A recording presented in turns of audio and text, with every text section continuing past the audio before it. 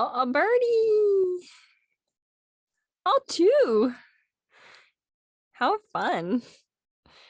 Only the people watching YouTube will know what we're singing.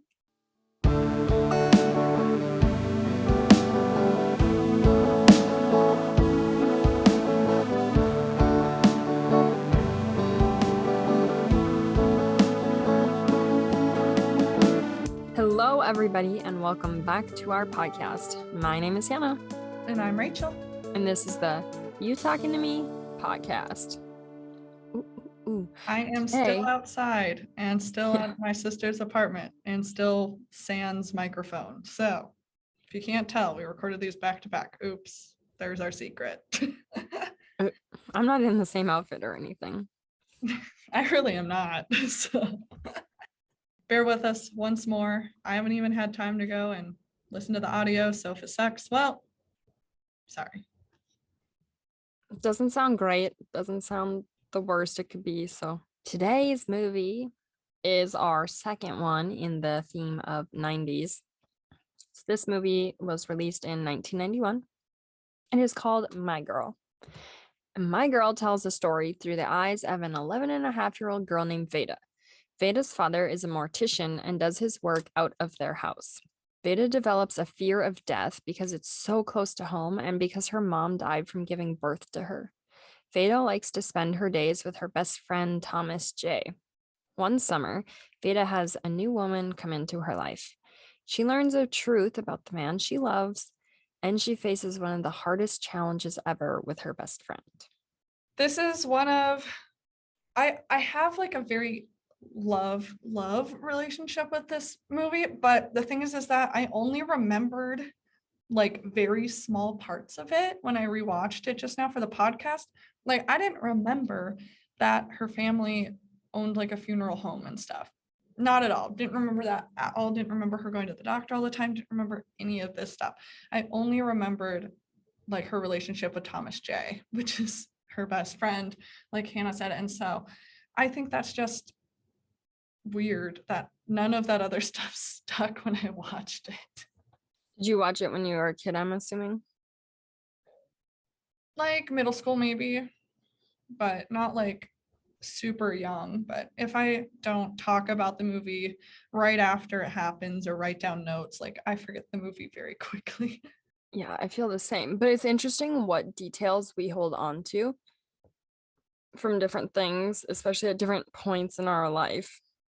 And maybe you had never experienced death by that point. I don't know. So maybe that wasn't something you were holding on to or like noticing. And then once you got older and you experienced death firsthand, you're like, oh, look, there's death in the movie. Yeah, I'm not sure. But I love the character of Veda so much. She's overdramatic and like with good reason, but she's like, I have a chicken bone lodged in my throat and I'm dying of cancer, and like all of these just different random things that she holds on to that she picks up, and you don't find out until a little bit later like why she thinks she has all of these things. It isn't until after her dad is embalming his like high school gym teacher or history teacher or something that she sees that he's died of prostate cancer. And she like eventually is like lying like dead on the ground, and Shelly, who is the new woman that comes into their life, she's going to be the makeup artist for the funeral home, which is a funny encounter in itself when she shows up. But she sees Veda lying on the ground and she goes, "What's wrong?" And she goes, "It's my prostate."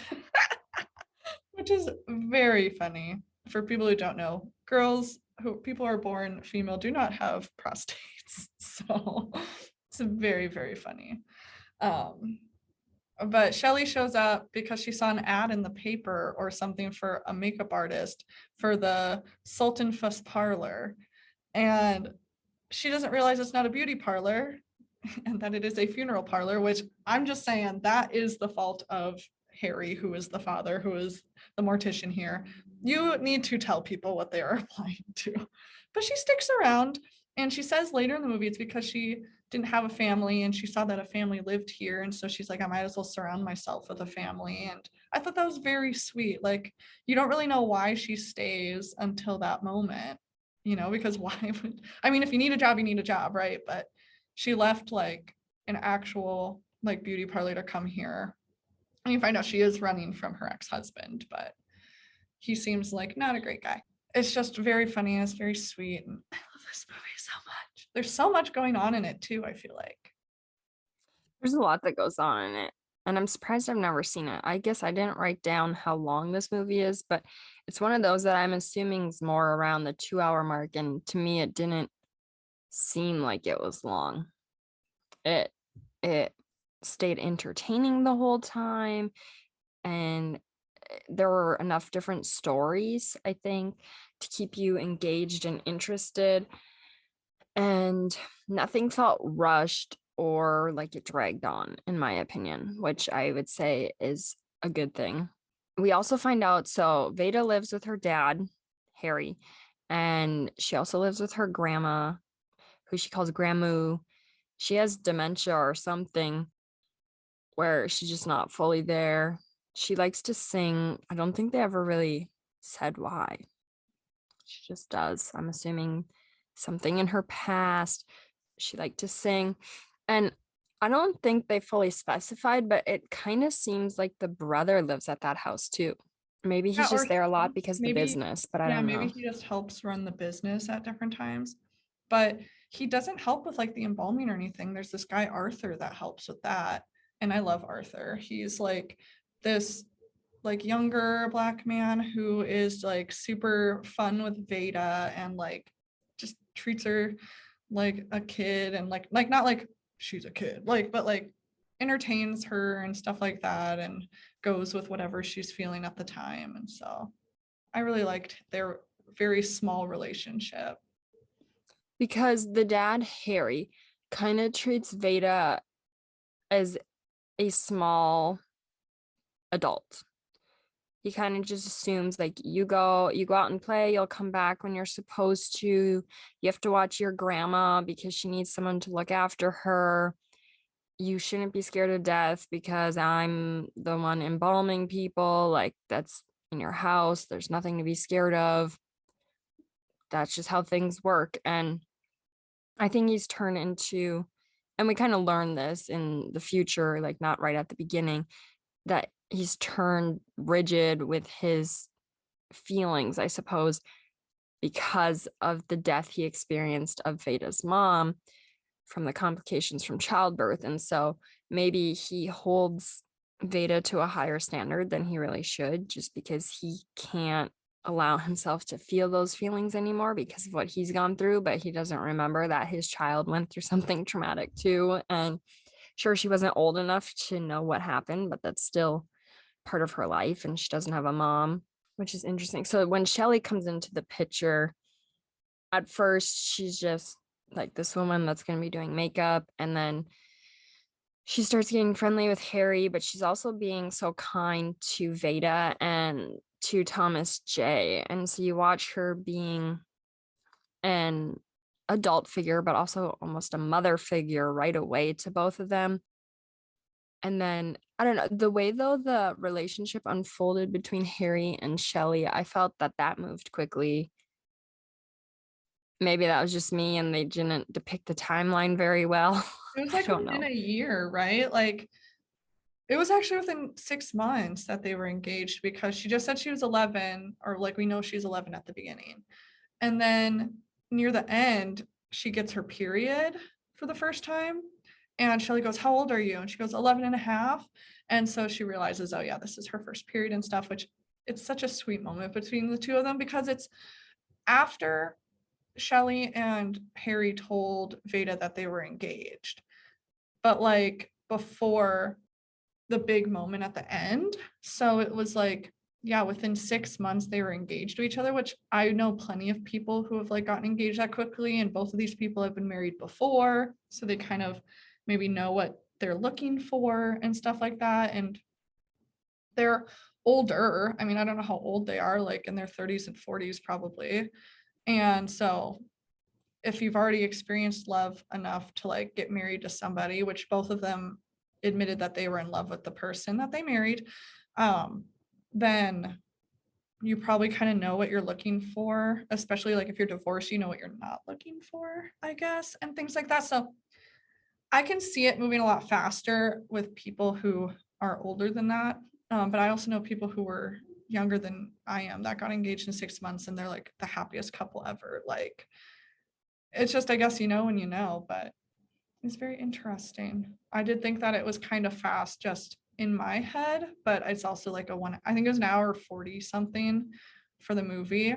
And I think that's just also why I thought it was kind of fast because they didn't know each other at all. Like they didn't even like pass each other in the street. Like she literally didn't live in this state before and now they're engaged. Like I think that's why it just seemed very rushed in my opinion, but I believed it. I was like, yeah, they're in love. Well, just for me, like the second they went on the first date to when they told Veda that they were engaged, I swear that that was like a month or less. Like it was a week. I don't know. And also the fact that there is a child involved. I get that she's knowing Veda this whole time and she's getting along with Veda, but it's a big deal when a child's involved. And yes, she's great with Veda. I'm not saying that I didn't think she was great with her, but it's just a really, really big commitment, not only for you and your life, but also your child's life. I liked that they were kind of trying to hide it though, because I think that's, in the early stages, it is important to, if you have a kid and they have a different father and you're trying to date again and stuff, especially a young kid like that, I think it is kind of important because you never know where that date's going to go and you don't want to like bring in and make the kid feel like they have a new dad or mom or something, you know what I mean? So I think it was nice that they were just kind of hiding, oh yeah, we're just going to bingo. She likes bingo, so we're going, and he wasn't being like, we're going on a date because we like each other and stuff, he wasn't trying to scare her because it might not work out, right? Like after that first date, they might really not like each other the way they thought they did. And then the kid just thought, oh yeah, they just went on a friendly bingo like friend date, so I liked the way that they handled it at least. And I think they maybe shouldn't have told her that they were engaged at the carnival or that maybe Shelly shouldn't have been wearing an engagement ring. I mean, Veda's not stupid. She's 11 years old. Like, she's going to ask about a pretty ring and stuff. So, I felt like he should have talked to Veda about them getting engaged before he asked, because I just feel like if I had a child and I was marrying someone new that wasn't one of their parents, I would say, how do you feel about this? Do you like this person? Are you okay with me welcoming them into our house and our family? I want to just be like, hey, guess what? I don't care what you think, but I'm getting married, you know? yeah. And I think it's so like, there's so many different ways to do it, right? And I think that it is nice to include the kid at least, but like even if the kid says no, like unless you know the person, like unless the kid is like uncomfortable around this person or like has very like disdain, like has hated this person the whole time, then you might want to look into it. But like we all know that Shelly and Beta were very good with each other and whatnot. And so I can understand like him maybe not asking because it wasn't like so much a concern of like, is this person going to be bad for Veda? But I get it in terms of like, this person is going to be your stepmom. So you should probably have a good relationship with her and stuff like that. Right. Okay, a different dynamic that we should talk about. I mentioned that Veda learns the truth about the man she loves. We find out that Veda is in love with her teacher. I guess I don't know if she had him before or what grade. I would assume it had been for fifth grade. That'd be when you're 11. His name's Mr. Bixler, and it seems like he lives very close by. She goes to his house, and then she asks him about how he can afford the house, and he says he has this writing class in the summer, and she's trying to get money. The dad says no. She ends up stealing money from Shelly's cookie jar to get into his writing classes, $35. And we find out that it was an adult writing class, basically. Not saying adult content, just for adults. And so she walks in, she's this 11 and a half year old child, and there's 30-year-old plus people in the room.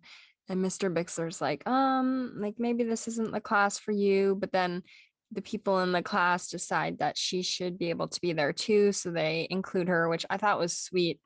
And then I liked watching them talk about their writing and just the difference in experience in life of what they're talking about.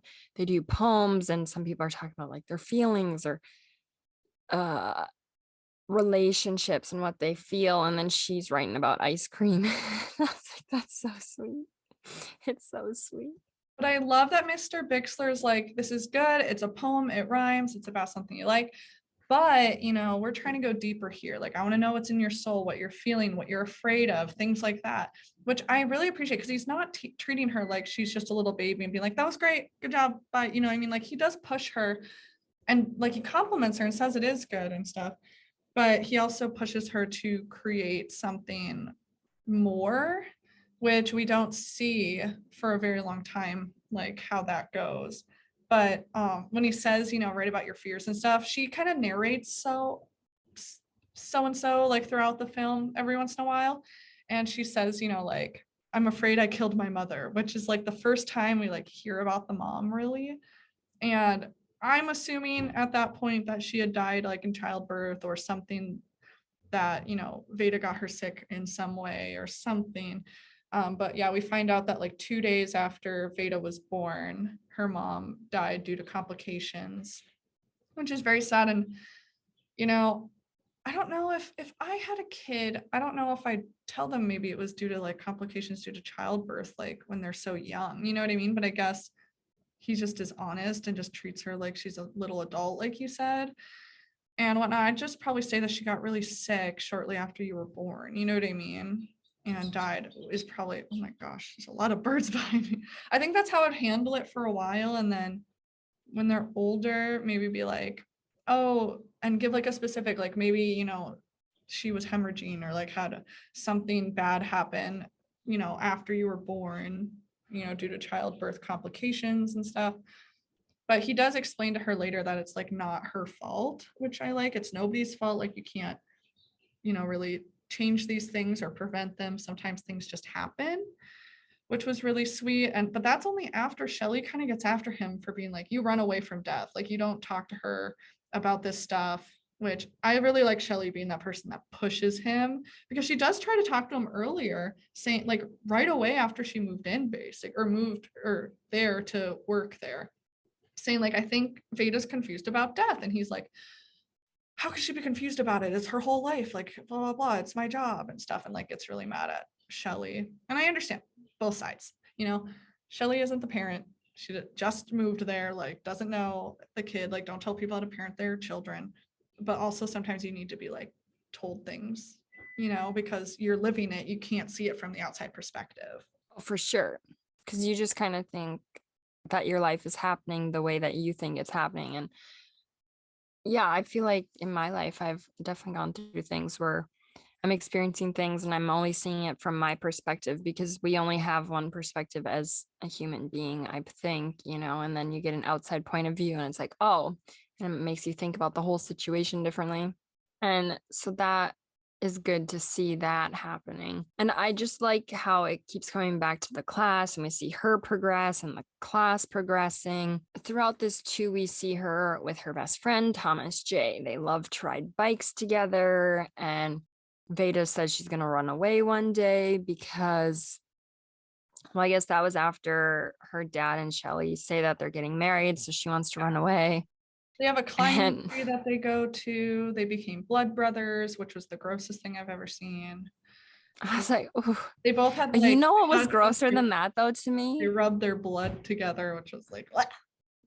Which I did think that was gross. But when Shelley was putting eyeshadow on Veda, she blows on her face to like get extra eyeshadow off or something. But for both the eyes, she distinctly blows on her face. And I was like, ew, I no thought makeup artist would do that. I thought it'd be grosser to you that she used like a lipstick on her? It was the blowing the air. Maybe it's because, COVID I and was gonna like say it's that, but probably COVID is scaring you, is ugh, taking your view. But I thought the makeup scene was really sweet because it starts off with Veda being like, I think lipstick it looks fake. No one's lips are that color. And she's like, well, Veda, like, have you ever tried lipstick? And then they have this cute little bonding moment. There's a lot of really small moments that I really appreciated them like throwing in there or whatever that were like, the makeup, the showing her the inside of her camper and giving her soda and like just talking to her about her period. Which she also gave her the talk, like gave her everything. And Veda was like, my mommy and daddy did what? that should be outlawed. Very funny. And I like that immediately though, she like has this different view of Thomas J. And he comes to play and he's like, we could go swimming and stuff. And she goes, leave me alone and don't come back for 5 to 7 days. Yeah, when she has her period. It's so funny. And he's just like, what's going on? And we watch them go fishing, Thomas J and Veda, and we see her watching him with his mom and kind of being jealous, and they just are the best of friends. He'll go with her to the doctor's office, and one day they went out in the forest. Well, she always wears this mood ring, and then one day they're out in the forest, but then they come across a beehive and he knocks it down, and then they discover there's bees inside, so they run away. And but before that, she's like, my ring, it fell off, I have to find it. And then the bees are like swarming and he's like, run. So they're running and they go and jump in the lake. And then that's the night then that when she gets home, the dad's like, oh, we're going to the carnival. And she's so excited because she thinks that like, oh, it's like they get to spend time together. And then Shelly's coming along. And then that's the night she finds out they're engaged. So it's a lot of emotions there. And then we see Thomas J being like, oh, like he feels bad for Veda and he wants to go find her ring. So he goes back to the forest and he's finding the ring, but we also see all these bees. And earlier in the movie, we find out that he's allergic to everything, even chocolate, which I do know someone who's allergic to chocolate. Then we see the police officer going up to the house, or sheriff, whoever, and we're watching Going this to Veda's unfold. house.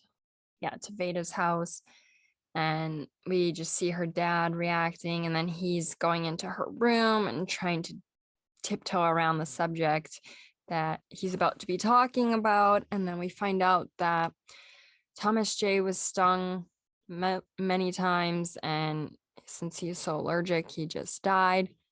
So she has to experience the death of her very best friend at 11 years old. And not only that, her dad has to embalm him, and the funeral's in her literal house. It's a lot.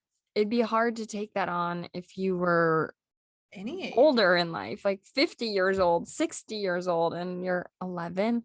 That's a lot. Yeah. Well, and like at the beginning, there's like a tiny coffin that comes in, and she's like, why is that coffin so small? And he goes, oh, they come in all sizes, like shoes or something. I don't know what he said. And she goes, is it for a kid? He goes, no, it's for short people, very short people.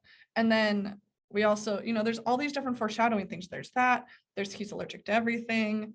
There's them knocking down the beehive and finding out that there's bees in it. Like there's all of these foreshadowing things that just, and like themes that are stated that you don't really realize what it's leading up to until it's happening. And you're like, oh crap, like, oh my God, like it's so horrible, I guess. And it was so unexpected too, like it's not like he was sick or that he had something that would, make you think that he could ever die at 11 years old. And so I just remember the first time watching this that I cried so much. That's like the only thing that I remembered from the movie. And I wonder if it was just because it's so traumatic for a kid to like experience or something. I think I must have been younger than 8th grade, because in 8th grade was the first time that I really experienced death of someone that I was really close to. And it was one of my friends, which was but she had cancer. Like it wasn't unexpected, but like you always think they're gonna be okay, especially as a kid. Like it's just so shocking no matter what. I mean, I'm shocked when I know people are sick and they die, you know, like as an adult. So that was kind of the first time that I remember experiencing death. I know I had probably people, I know one of my uncles had like died when I was a kid, but I don't really remember the funeral that much or like how it felt. And I wasn't that close to him and all this stuff. But I just like think of that now when I think of watching My Girl and like how traumatic and just like what a big tragedy and like how Veda must have been feeling. Did you have any experiences like that, Hannah? With death, um, I guess like the first time I remember, I did have an aunt or great aunt or someone die when I was little, but that was one of those things too where I didn't really remember that funeral. I just remember thinking she was wax. Like I didn't understand that she wasn't different material than a candle. I was like I was confused because I think I was like really young too. Like I was really little. But I remember being in that place. But the first time I really experienced death, I was in sixth grade. I was 12 years old. And I remember it happening, going down. I was at lunch one day at my middle school, and my dad comes in, and I thought he was like trying to come eat lunch with me. And I was like, Dad, leave. Like, this is so embarrassing. And then he told me, No, we need to leave. Your grandma's dying. And I just remember like the world was stopping around me, and this huge, noisy, bustling lunchroom turned silent. And I was going to go find my friends to tell them I was leaving because I had to go see my dying grandma. And I remember walking out of there and I was like crying. And I just felt like everyone was staring at me. Then we did end up losing her. I had to watch her die. I had to tell her it was okay to die because everyone said she was holding on for my brother and me. We were her only grandchildren. And so I literally watched her take her last breaths. And that was like a traumatic experience. I would definitely recommend if you have a child and someone's going to die to not have them be in the room with a dying human because it's a lot. I think that it tainted my view on life for a long time. Obviously, death in general can do that, but like watching it happen was a lot. Yeah, absolutely. How they handle it is everything. How other people handle telling you, you know. Yeah. I mean, the school system, I've had three people die, like three students die while I was like a student, right? And my best friend Allie was one of them. And I was in eighth grade. And they'll do this thing where it'll be like, in one period, they'll be like, teachers, read your emails or whatever, right? And then they'll wait until the next period. My next class period was gym class. Okay. The freaking teachers made us change into our gym uniforms, knowing what they were about to tell us. Okay. Sit in our rows that we had to sit in at the beginning of gym class. And all of a sudden, like, I remember all of the gym classes were together at that time. Like both seventh and eighth grade, I think were like next to each other because both of the teachers came in and like told us that Allie had died last night or that morning or something. And I just remember like breaking down immediately. But it's like, I am in my gym uniform. What? You couldn't have just been like, okay, kids, actually, we're just gonna no need to change. We're just gonna come sit in our rows. Like, we've got to tell you something. And I do remember some of my friends like came in class, like they knew I was like really close with her, like came over and sat by me and like, you know, comforted me and stuff, which was really sweet. But it happened again with two other students, one in 10th grade and one in 12th grade, or one in 10th grade, one in 11th grade for me. And they'll be like, oh yeah, teachers, go read your emails. And this was for a guy that was on my cross country team, that the one in 11th grade happened, because the one in 10th grade, the guy got hit while he was on a motorcycle and That everyone was found. the first guy I ever kissed. Really?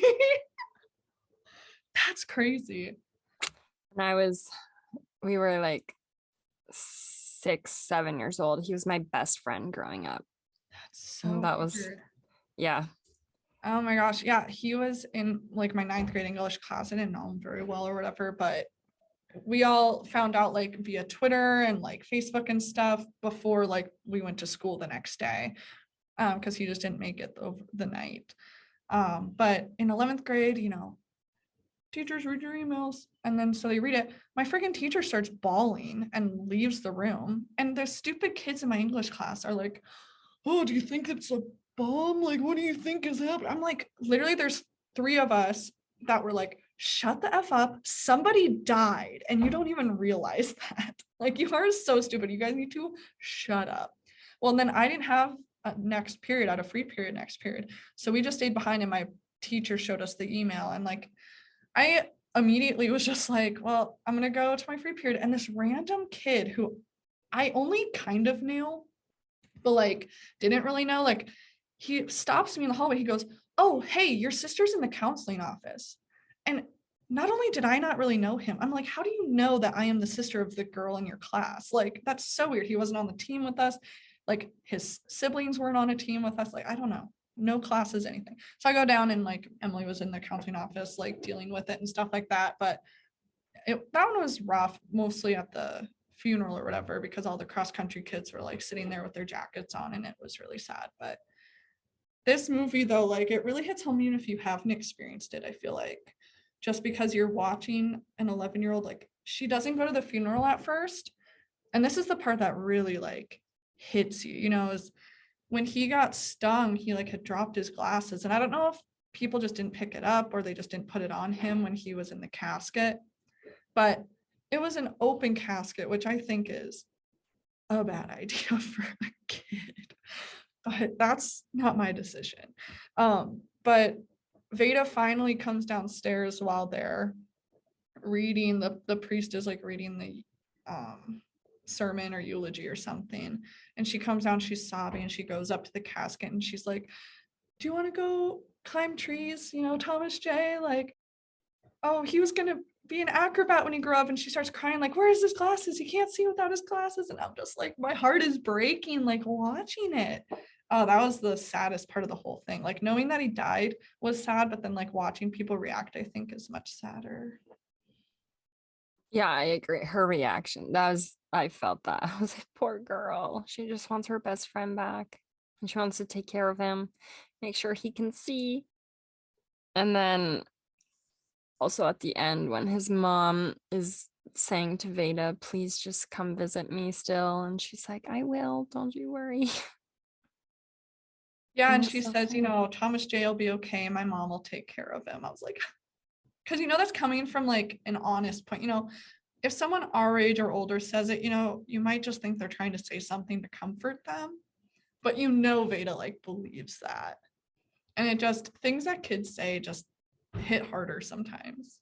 For sure. And right before that, the thing that annoyed me though was his mom, Thomas J's mom asks Veda's dad, how are you doing? He's like, oh, I'm doing really good or something like that. And I was like, maybe that's not the right answer to say it to someone who just lost a child. I don't know. Maybe ask them how they're doing. Is there anything you can do for them? I don't know.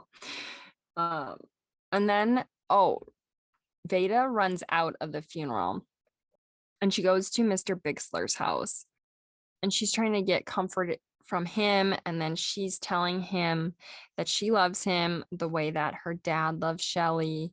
And Mr. Bixler's like, and his soon to be wife walks out of the house and he tells Veda that he's getting married and she runs away and he's like, oh sweetie, don't do that. And like you can tell it's a sign of the times because a teacher can't be talking to a kid like that anymore, I don't think. But it was just interesting. So not only has she gone through this heartbreaking experience, soul crushing of losing her very best friend, seeing him without his glasses in the casket, going to get comfort from someone that she thinks she's in love with, and him saying, sorry, but I'm marrying someone else. She feels like her whole world has changed and like, who does she go to now? She has no one to go to. Yeah, and so eventually though she does come back home. The cops couldn't find her and stuff, and everyone's like freaking out, but she comes home on her own volition. And then we see that it's the last day of the creative writing class, and Mr. Bixler's like reading some poem and stuff like that and giving them advice. And then Veda shows up at the very end and it's like, I can't stay, but I did come to read my poem. And it's like this really, it's it's deep enough to where like I could believe a kid wrote it, you know? Like it maybe is a little too deep, but she did just go through like some of the worst experiences of her life. Like that's going to age you, unfortunately. And so she writes this beautiful poem about like a weeping willow and, you know, and it's about Thomas J and things like that. And it's very sweet. And you can tell that she's finally like figured out how to express herself and talk about her fears and her soul and everything like that. So it was a good moment. And then when she leaves, there's this girl Judy out there who we see at the beginning with these two mean girls. They're making fun of Veda and Thomas J, but Judy doesn't. She just walks slowly kind of behind them and like looks longingly at them. Is like, I think she wants to be friends with Veda because she did invite her too. She's like, you can come to the movies with us too, because I think her dad owns the movieplex or something. And the girl's like, ew, don't invite her. She's gonna bring her stupid boyfriend and stuff like that. And Judy stops at the house at one point to say, oh, I'm sorry about Thomas J after he dies, which is very sweet. And then they ride off into the town and like to go have fun together after Veda reads her poem in class. So they are friends, and I'm glad that she's found somebody that she can hang out with after all of this that is also of an appropriate age. Yes, for sure. And I liked this movie. I had never seen it, never heard of it till we watched it. I literally had no clue what it was about when we watched it. And I liked it. I would watch it again. I think I would rate it 7 or 8 out of 10, which is a pretty high rating for me. If you listen to our last podcast, I know I was generous with that other one. Compared This to one that one, deserves I'd say it. maybe that one deserved it too. I don't know. Yeah, this I would give like an 8.5 out of 10. I'd watch it again. I mean, I have watched it since, and I'm not totally a person who likes to rewatch movies too much, but if someone was like wanting to watch it, I'd be like, yeah, I'll sit down and watch it with you. I mean, it has a really good cast too. It's got Dan Aykroyd, it's got Jamie Lee Curtis, it's got Macaulay Culkin. I don't know if this was before or after Home Alone. I feel like it was before. He looked really small. Yeah, I would definitely say it's before, but I can look it up quick. He was tiny. And he was It was so so sweet tiny. and so cute, but it wasn't his first thing either, though, because it didn't say introducing. They were introducing the girl who I've never heard of since.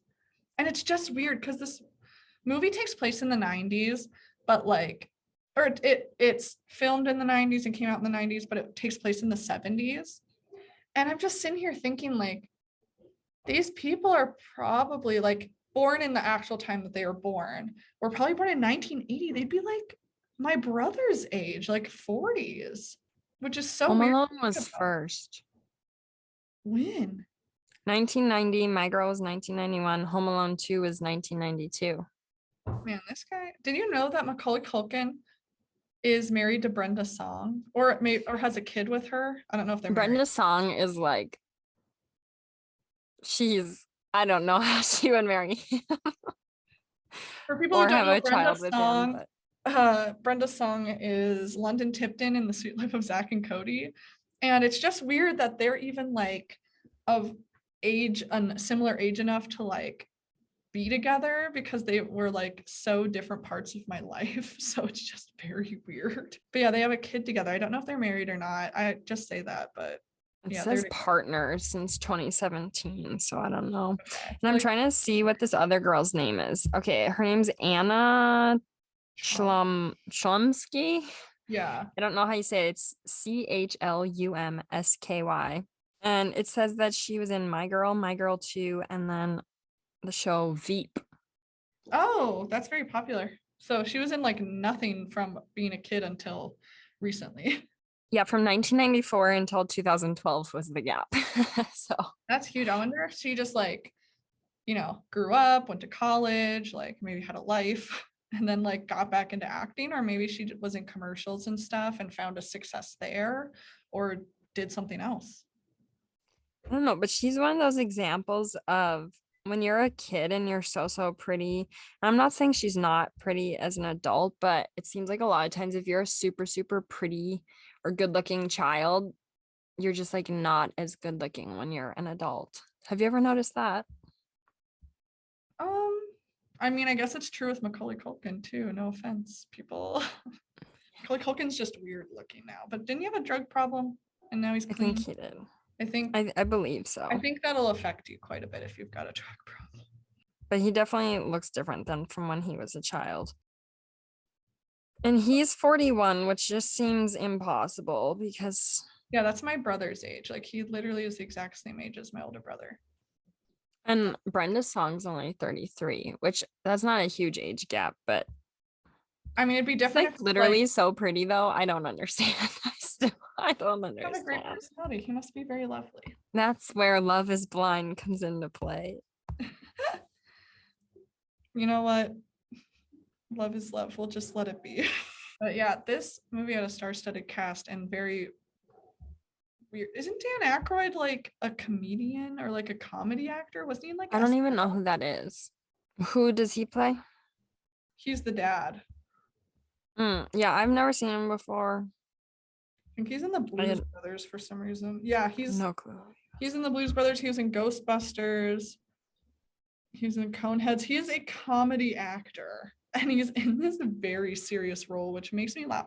I love when that happens. That happened with the dad in Because of Winn-Dixie too. Like he was in like Dumb and Dumber and stuff like that. Like it's so I love seeing that actors do have range and that they're offered that opportunity because sometimes they won't even get it.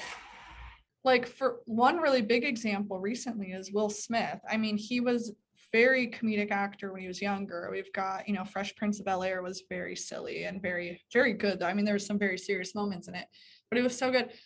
I just saw him recently in King Richard, which is the Serena and Venus Williams movie and about their dad.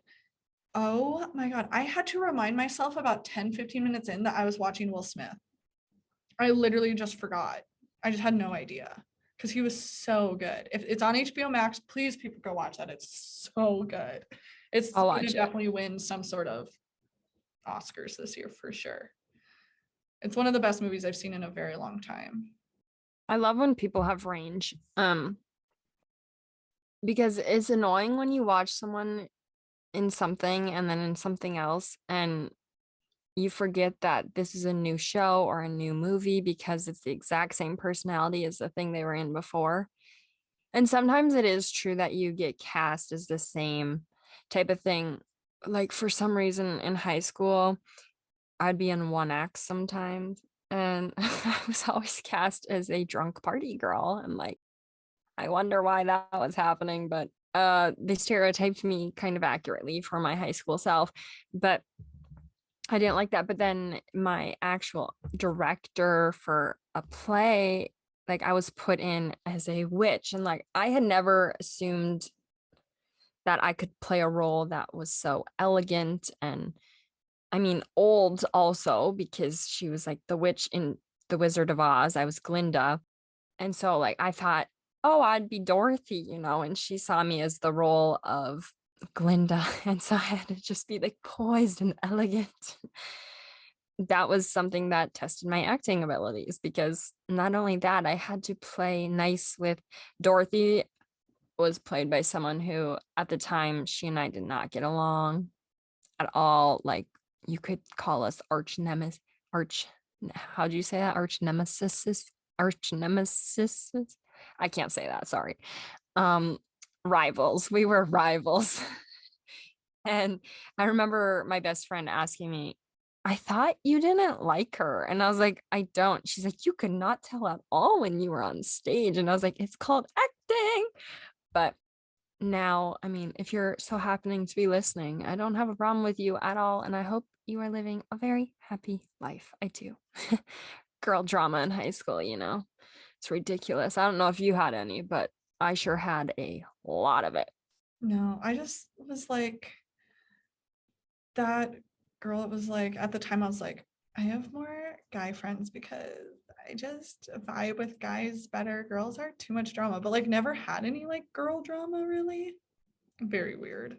I hated that about me. Well, I don't think that I have anything else to say about this movie. Do you? No, I don't. Please go watch it. It's on Netflix. It's not one of those movies that left on January 31st or December 31st. So they actually did keep a couple 90s movies. Shocker. Shocker. You know, we forgot to say this last week, but Happy New Year, y'all. It's 2022. Woo! Hell yeah. Let's go. Let's go. It's the new year. Hannah and I are manifesting wonderful years for not only us, but all of you. So Yes. 2022 is going to be our year, people. Let's go. Let's do it. We got it. So with that, Hannah, do you want to do the social media or should I do it? Okay, let's see if I got this. If you want to email us a question or something that we should watch, anything appropriate, our email is you talking to me podcast@gmail.com. See, I never remember if there's a dot in there. I just can't remember. Okay, our Instagram where we have lives and Rachel posts other things. She's in charge of that because I don't do social media. Is you talking to me .podcast. And did we say we're having a live this month? I don't remember. You'll be surprised. I will be too. And then our Twitter is you talking to me 11 because we're both number one. Ooh. That is all of our social medias, but we are on YouTube, which I don't know if that's considered a social media platform. I suppose email is not social media. So anyway, our YouTube is you talking to me podcast. We don't know if there's the word podcast in there. Add the word in there. You'll find us easier. I promise. We have our lovely faces on there. You can watch us. You can watch the birds that flew in. You can see Rachel's amazing sweater that she stole from her sister and maybe is never going to give back. I don't know. Emily, there's proof on the podcast now. She stole it. Watch us on there. Subscribe to our channel. Hit the little notification bell so you get notified every single time we post. Go find us on all the platforms that have podcasts on them. There's Anchor, Stitcher, Amazon Music, Apple Podcasts, Spotify. I don't know what other ones there are, but there's other ones. Give us some good reviews. And with that, I think that we've talked enough. And my name is Hannah. And I'm Rachel. And this is the You Talking to Me podcast. Bye. Bye.